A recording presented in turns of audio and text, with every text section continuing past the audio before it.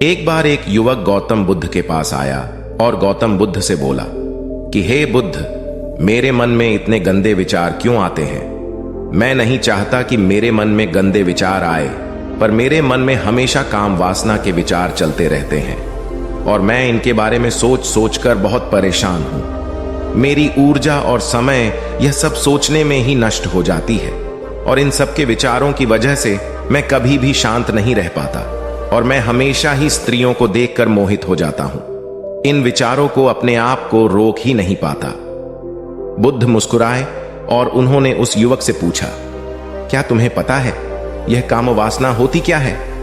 फिर लड़के ने उत्तर दिया और कहा, बुद्ध, मैं यह तो नहीं जानता कि काम वासना होती क्या है, पर हां, यह जो भी है बहुत बुरी चीज है।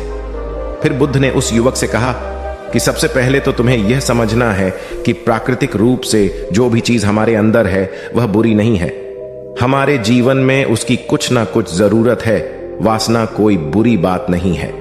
यह तो हमारे मन की एक भावना है जो हमें किसी ना किसी चीज की कमी का एहसास करवाती है और फिर हम उस चीज को पाने के लिए उस चीज की तरफ आकर्षित हो जाते हैं। जैसे अगर तुम्हारे पास धन की कमी है तो तुम में धन पाने की वासना उत्पन्न हो जाएगी।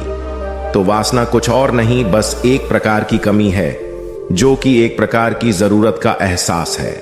और जब यह जरूरत शारीरिक हो तो हम इसे काम वासना का नाम देते हैं। युवक ने गौतम बुद्ध को कहा कि बुद्ध, मुझे काम वासना का मतलब तो समझ में आ गया, पर आप मुझे यह बताइए कि यह आती कहां से है और कैसे आती है। गौतम बुद्ध ने कहा कि काम वासना कहीं से आती नहीं है, यह तो हमारे अंदर ही होती है और इसका होना तो जरूरी भी है, तभी तो मानव जाति का विस्तार होगा। युवक ने कहा, जब यह हमारे अंदर ही है और जरूरी भी है तो फिर लोग इसे गलत क्यों बोलते हैं? बुद्ध ने कहा कि यही तो समस्या है। लोगों ने काम वासना को गलत तरीके से सोच लिया है। इसे छिपाने की, दबाने की कोशिश करते हैं। काम वासना गलत नहीं है, बल्कि काम वासना का गलत तरीके से प्रयोग करना गलत बात है। लोग जिससे प्रेम करते हैं बस उसी के लिए जीने लग जाते हैं, उसे पाना ही अपना लक्ष्य बना लेते हैं और उसी के बारे में हमेशा सोचते रहते हैं, पर यह सब गलत है। बुद्ध ने युवक से कहा, क्या तुम्हें पता है जानवरों में भी काम वासना होती है? युवक ने उत्तर दिया, हां बुद्ध, जानवरों में भी काम वासना होती है, क्योंकि जानवर भी तो आखिर अपनी पीढ़ी को आगे बढ़ाएंगे। बुद्ध ने कहा, तो फिर हम जानवरों की काम वासना को गलत क्यों नहीं कहते? युवक ने कहा, मुझे नहीं पता महात्मा, आप ही मुझे बताइए। गौतम बुद्ध ने कहा कि जानवर अपनी काम वासना का प्रयोग आनंद प्राप्ति के लिए नहीं करते, वह तो सिर्फ संतान उत्पन्न करने के लिए ही काम वासना का उपयोग करते हैं। जानवरों को प्रकृति ने इतनी समझ नहीं दी कि वह काम वासना को अपने सुख का आधार बना सके, जबकि मनुष्य अपनी समझ के बलबूते पर प्रकृति में पाई जाने वाली प्रत्येक वस्तु को अपने सुख के लिए प्रयोग करता है। हम इंसानों ने ही काम वासना को अपने सुख का साधन बना लिया है, जबकि प्रकृति ने तो हमें अपने वंश को आगे बढ़ाने के लिए दिया था, लेकिन इंसानों ने इसे अपने जीवन का परम लक्ष्य बना रखा है और इस तरह से काम वासना का भी लगाम हो जाना गलत है। युवक ने पूछा, महात्मा जी, ये काम वासना हम पर हावी क्यों होती है? तब गौतम बुद्ध ने कहा कि सुनो, अब जो मैं तुम्हें बताऊंगा उसे तुम ध्यानपूर्वक सुनना। काम वासना का सारा खेल तुम्हें समझ आ जाएगा, तुम्हें तुम्हारे सारे सवालों का जवाब मिल जाएगा। बस तुम्हें ध्यान से सुनकर समझना है। एक बार की बात है, एक आश्रम में गुरु और उनके शिष्य रहा करते थे, जो रोजाना आश्रम के बाहर स्थित गांव में भिक्षा लेने के लिए जाते थे। उस आश्रम का एक शिष्य जिस गांव में भिक्षा लेने जाता था, उस रास्ते में एक नदी पड़ती थी। एक दिन उसने देखा कि एक लड़का पेड़ के पीछे छिपा है। वह उस लड़के के पास गया और उससे जाकर बोला, भाई, तुम इस पेड़ के पीछे छिपकर क्या देख रहे हो? लड़के ने कहा, अरे तुझे नहीं दिख रहा कि मैं क्या देख रहा हूं? तब शिष्य ने नदी की तरफ देखा तो वहां पर कुछ लड़कियां पानी भर रही थीं। वो लड़कियां 14-15 साल की होंगी। तब उसने उस लड़के से कहा, अरे भाई, वहां पर तो लड़कियां पानी भर रही है, इसमें छिप कर देखने वाली क्या बात है? तब वो लड़का शिष्य की तरफ देखकर उससे कहता है, अरे पागल, तुम्हें दिखाई नहीं दे रहा कि कैसे यह परियां नदी से पानी निकाल रही है? जरा उनकी अदाओं को तो देखो, उनके कोमल शरीर को देखो, उनकी पतली कमर को देखो, और उनके बाल उनकी कमर पर कैसे लहरा रहे हैं, मानो सुंदरता बिखरी पड़ी हो। शिष्य ने फिर नदी की तरफ देखा और इस बार वह इससे देखता ही चला गया। उसे किसी भी बात का कोई डर नहीं था, लेकिन अब वो छिपने लगा और उन लड़कियों को देखने लगा। और जब वो छिपकर उन लड़कियों को देख रहा था, तभी वह अचानक अंदर से कांप गया और उसने कहा कि यह मैं क्या कर रहा हूं, मैं जो कर रहा हूं वह सही नहीं है, मुझे यहां से चले जाना चाहिए। और फिर वह जल्दी से वहां से चला गया। वो आश्रम पहुंच जाता है। आश्रम जाकर वो अपने कार्यों में लग गया, लेकिन जो अब भी वह देख कर आया था वहीं उसकी आंखों के सामने बार बार आ रहा था। उसके मन में वही दृश्य चल रहा था, उसके मन में वही सब कुछ देखने के लिए लड़ाई हो रही थी। उसका किसी भी काम में मन नहीं लग रहा था। सुबह होते ही वह रोज जल्दी ही भिक्षा के लिए आश्रम से निकल जाता और उस नदी के पास वाले पेड़ के पास जाता, और जहां पर वह लड़का पहले से मौजूद रहता था, उस लड़के के साथ मिलकर लड़कियों को छुप छुप कर देखता था। अब वह रोज ऐसा करने लग गया। यह उसके रोज का काम हो गया। अब उस शिष्य का मन किसी भी काम में नहीं लगता था। वो हमेशा ही किसी ना किसी प्रकार के विचार में उलझा रहता। वो आश्रम के कार्यों को भी ठीक ढंग से नहीं कर रहा था। न वो ठीक से सो पाता था और न वो ठीक से खाना खा पाता था। उसका मन बेचैन सा रहता था। उसका मन बार बार उन लड़कियों के सौंदर्य को देखने के लिए तरसता था। जब गुरु शिक्षा देते तब भी उसका मन कहीं और विचारों में खोया रहता था। गुरु ने अपने शिष्य की इन हरकतों को जान लिया था। तब एक दिन गुरु ने शिष्य को अपने पास बुलाया और कहा कि आज से मैं भी तुम्हारे साथ भिक्षा मांगने चलूंगा। तुम और मैं साथ साथ भिक्षा मांगने चलेंगे। तभी शिष्य गुरु को मना करते हुए बोला, नहीं गुरुदेव, आप परेशान क्यों हो रहे हो? मैं अकेला ही ठीक से भिक्षा मांग सकता हूं। गुरु ने शिष्य से कहा कि ठीक है, तुम अकेले ही भिक्षा मांगने जाओ। शिष्य तुरंत वहां से भिक्षा मांगने के लिए निकल गया। उसके जाने के बाद गुरु भी आश्रम से निकल गए और शिष्य का पीछा करने लगे कि वो कहा जाता है, किससे मिलता है। यह सब देखने के लिए उसके पीछे पीछे चलने लगे। थोड़ी दूर जाने के बाद गुरु ने देखा कि उनका शिष्य एक लड़के के साथ एक पेड़ के पीछे अपराधी की तरह छिपा हुआ है और छिपकर कुछ देख रहा था।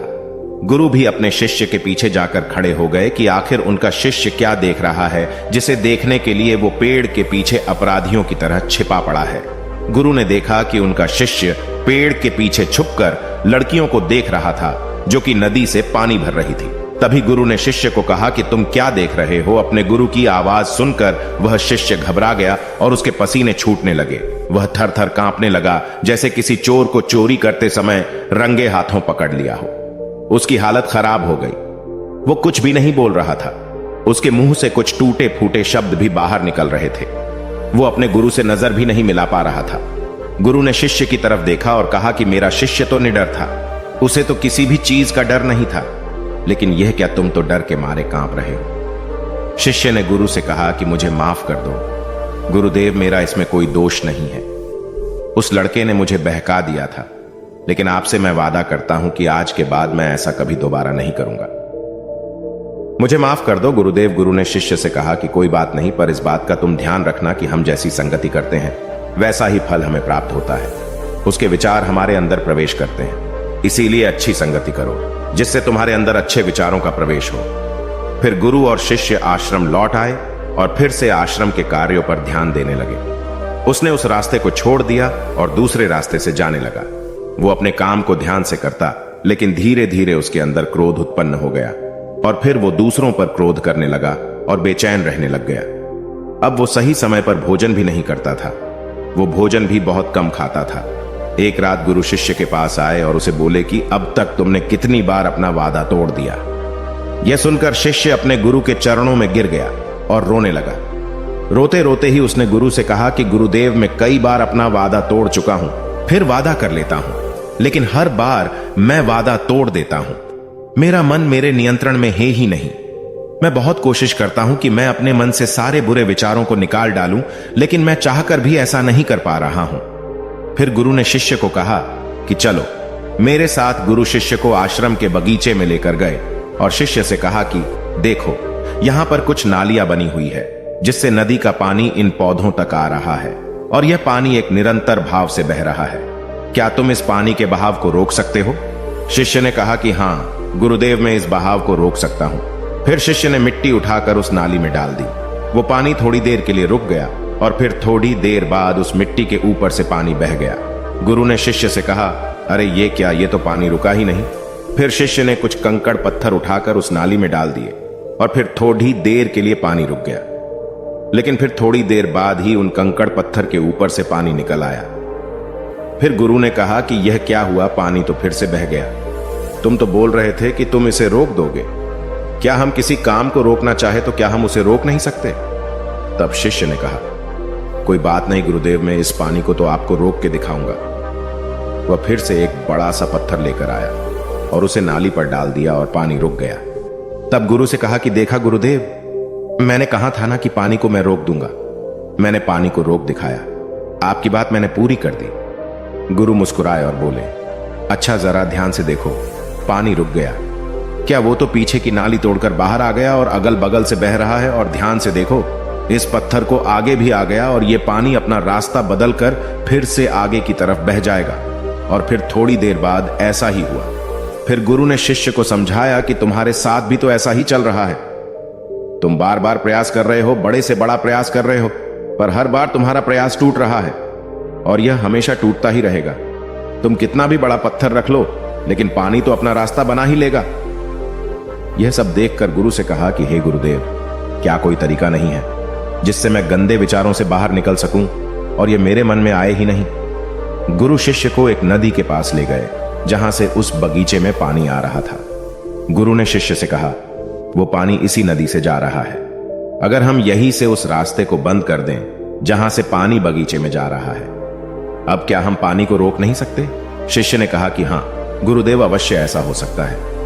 मैं इस पानी को यहीं से बंद कर देता हूं, तब आगे की नाली में पानी जाएगा ही नहीं और फिर बगीचे में पानी जाएगा ही नहीं। फिर से नदी से जाने वाले रास्ते को बहुत मेहनत करके पत्थर और मिट्टी डाल डालकर बंद कर दिया और गुरु से कहा कि गुरुदेव, मैंने पानी को बंद कर दिया है, अब यह पानी बगीचे में जाएगा ही नहीं। तब गुरु ने कहा कि अगर पानी बगीचे में नहीं जाएगा तो पेड़ पौधों को पानी कहां से मिलेगा? उन पेड़ पौधों को तो पानी की आवश्यकता है और उन पेड़ पौधों में कुछ पेड़ पौधे तो ऐसे हैं जिनको रोज पानी की आवश्यकता है। वह तो मुरझाकर मर ही जाएंगे, उनका क्या होगा? पानी तो हमें खोलना ही होगा। शिष्य ने गुरु की बात सुनकर वापस नदी से जाने वाले पानी का रास्ता खोल दिया। तब गुरु ने शिष्य से पूछा कि अगर हम इस नदी के पूरे पानी को बगीचे की तरफ मोड़ दे तो क्या होगा? तब शिष्य ने जवाब दिया कि गुरुदेव, वहां पर जितने भी पेड़ पौधे हैं वो गलकर नष्ट हो जाएंगे, वहां पर कुछ नहीं बचेगा। फिर गुरु मुस्कुराए और बोले, तुम इस बात को समझो कि हमें किसी भी चीज को रोकना नहीं है, बस हमें हमेशा संतुलन बनाए रखना है। कम पानी से भी पौधे नष्ट होते हैं और ज्यादा पानी से भी पौधे नष्ट होते हैं। हमारा जीवन संतुलन से ही चलता है। गुरु ने शिष्य से कहा कि अगर मैं तुम्हें कहूं कि तुम आम के बारे में मत सोचो तो तुम्हारे मन में सबसे पहले किसका चित्र आएगा? शिष्य ने कहा कि गुरुदेव, मेरे मन में तो पहला चित्र आम का ही आएगा। गुरु ने कहा कि जब हम गंदे विचारों को जबरदस्ती रोकने का प्रयास करते हैं तो वह और मजबूती के साथ हमारे अंदर प्रवेश करते हैं और ज्यादा हमारे अंदर उठते हैं। इसीलिए हमें उन्हें कभी भी दबाने की कोशिश नहीं करनी चाहिए। फिर गुरु ने शिष्य को जाते हुए कहा कि हमारे गंदे विचार बुरे लोगों की संगति करने की वजह से भी आते हैं। कई बार क्या होता है कि कामुकता हमारे अंदर होती नहीं है, लेकिन कुछ अश्लील लोगों के साथ रहने की वजह से यह हमारे अंदर हावी हो जाती है। फिर शिष्य ने कहा कि गुरुदेव, आप सही कह रहे हैं, मैं अपने मार्ग से भटक गया था। फिर वो शिष्य उस रात बहुत ही चैन की नींद सोया। सुबह अपने कार्यों को पूरे मन से किया और फिर सुबह वो भिक्षा लेने के लिए उसी रास्ते से गया जहां वह लड़का आज भी पेड़ के पीछे छुपकर उन लड़कियों को देख रहा था। वो शिष्य नदी पर गया जहां वह लड़कियां पानी भर रही थीं। उसने उन लड़कियों से पानी मांगा। उन लड़कियों में से एक लड़की ने उसे पानी पिलाया और उस सन्यासी शिष्य के चरण छुए। शिष्य ने उसे आशीर्वाद दिया कि तुम्हारा कल्याण हो। उसका मन सकारात्मक ऊर्जा से भर गया। उसके चेहरे पर मुस्कान आ गई थी, जैसे कि उसे कुछ खोया हुआ वापस मिल गया हो। वह वापस अपने रास्ते से जाने लगा। तभी पीछे से वह लड़का आ गया जो पेड़ के पीछे छुपा हुआ था। वह शिष्य के पास आया और बोला कि क्या बात है, आज तो तुमने नजदीक से दर्शन कर लिए, तुम तो मुझसे भी आगे निकले। तब शिष्य ने कहा कि हम हमेशा दूसरे के दर्शन करने में ही व्यस्त रहते हैं, अपने दर्शन कर ही नहीं पाते। तुम कब तक इस पेड़ के पीछे छुपते रहोगे? किसी को पसंद करते हो तो उससे बोल दो, अगर वो भी तुम्हें पसंद करती है, और शादी कर लो। पर उससे पहले तुम कुछ बन जाओ तथा अपने आप को पहचान लो। ऐसे अपना समय बर्बाद मत करो। फिर वह लड़का रोज उससे मिलने लगा और उस लड़के ने नदी पर जाना छोड़ दिया। और फिर वो लड़का अपने जीवन में कुछ बनने के लिए संघर्ष करने लगा। तो तुमने देखा संगति का असर क्या होता है। अपनी संगति बदलो, अपने विचार बदलो। बुद्ध ने युवक से पूछा कि क्या तुम्हें तुम्हारे सारे सवालों का जवाब मिल गया? तब युवक ने कहा कि हां महात्मा जी, आपका बहुत बहुत धन्यवाद। तब गौतम बुद्ध ने युवक से कहा कि जब तुम्हारे मन में गंदे विचार आए तब आप अपने आप को दोषी मत मानो। यह शरीर है और यह सब इसमें हजारों वर्षों से सीखा है। यह केवल तुम्हारे सोच लेने से, शपथ लेने से यह टूटने वाला नहीं है, लेकिन तुम्हारे पास वो शक्ति है और वो ऊर्जा है जिसका तुम्हें संतुलन बनाए रखने के लिए उपयोग करना है। तुम एक जीवित ऊर्जा हो जो कुछ भी अनुभव करने के लिए स्वतंत्र हो, जो कुछ निर्माण करने के लिए स्वतंत्र हैं। इसीलिए तुम अपने आप को पहचानो। दोस्तों, आपको यह कहानी कैसी लगी हमें कमेंट करके जरूर बताना और ऐसी ही और कहानियों के लिए सब्सक्राइब का बटन जरूर से दबा देना।